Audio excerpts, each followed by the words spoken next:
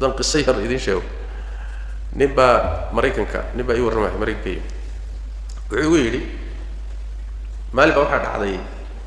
anuu salaad tukanahay masaajid soo tahay oo salaad ku jira ayaa waxay igu soo xidhay buuhi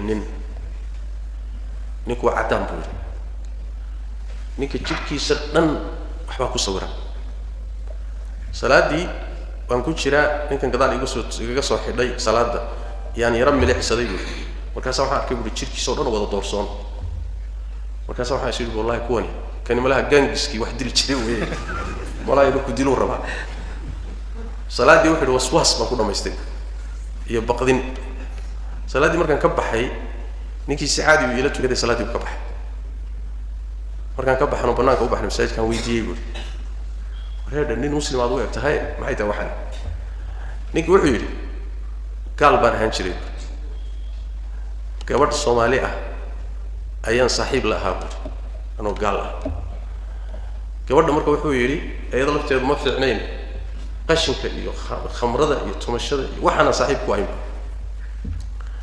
gabadhii sidaan saa ula soconay saaxiib u ahay ayaan maalinkii dambe waxaan idhi buu yidhi aan ku guursado markaasaa waxay tidhi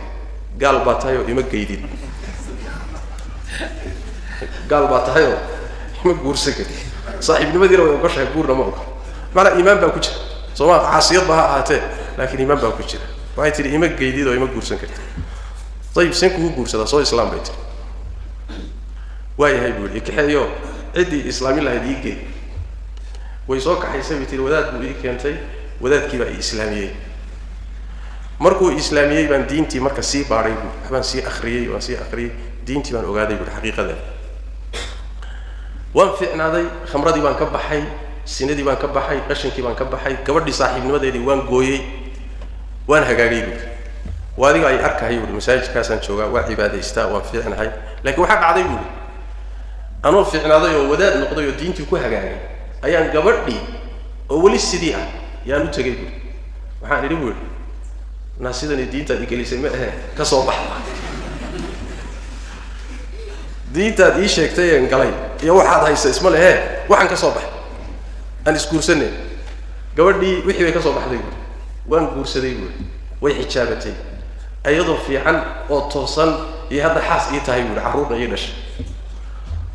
labadooda soo la yaab ma leh tani iyada oo khariban bay soo islaamisay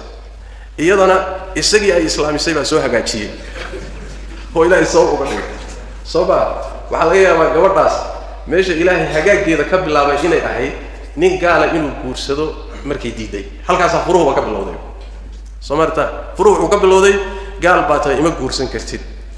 isaga inuu hagaagana qodobkaasaa sabab u ahaa iyadu inay hagaagtana isla qodobkaasaa sabab u ahaa waa meeshay markay yidhaahdaan ruuxa muslimka si kasta uu caasi u yahay iimaanka ku jira lama sahlana marka yani wax weeye waxaan ku keenay sawirrada jidka lagu sameeyo mar baan waxba laga qaban karin waxaan ku yidhi buu yidhi war sawirkan maadaama aad islaamtay maad iska goysid wuxuu yidhi lacag aad u fara badan buu ikallifaya mana haysto sidaas daraaddeed sidaasaan isaga tukanayaa goortii ilahay waxay siiyana waan samayn laakiin hadda waan iska cibaadaysanaya wallahu aclam